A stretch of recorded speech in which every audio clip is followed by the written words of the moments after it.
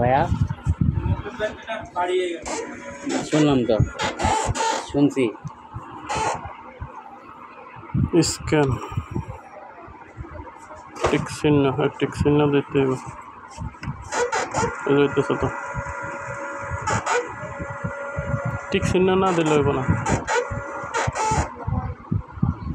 Next page.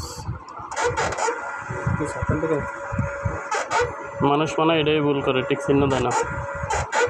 আমি তো করছি টিক চিহ্ন দিয়া। এই যে ফিনিশ, ঠিক আছে। এই অন টিক চিহ্ন নাই, এখন দিলে হইব না। এই যে যতই তো কাম হইব না। না, আমার কথা হলো জেপিজি ফাইলটা সাপোর্ট করে না কেন?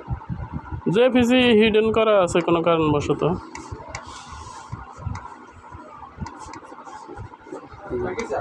এইটা অন করা যায় কি না?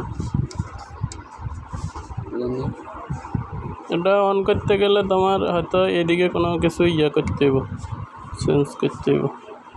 তো বুঝাইলাম। ধরো 115 ডিপি 50 রেজুলেশন আর কি, হাই রেজুলেশন দিয়ে দেখি 600। A4 টেক্সট, রোটেশন টেক্সটে কি আছে? এই যে ফটো, না এটা তো কপি, কপি আর কি, টেক্সট বা টেক্সট ফটো। তারপরে ফটো দিয়ে দিই। Compress, omit, blank of. এটা অন করে দেন তো দেখি, আমরা অন করে দেখছিলাম। অন, এখন দেয়া দেখেন।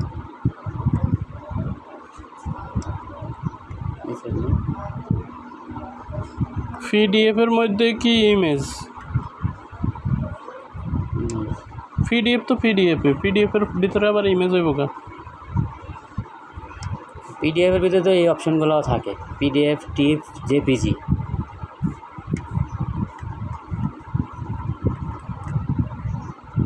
কালার, কি কালার স্ক্রিন করবো ওটা আর কি। হলো রোটেশন, কীভাবে বসাইবো ওটা। আচ্ছা, ধন্যবাদ।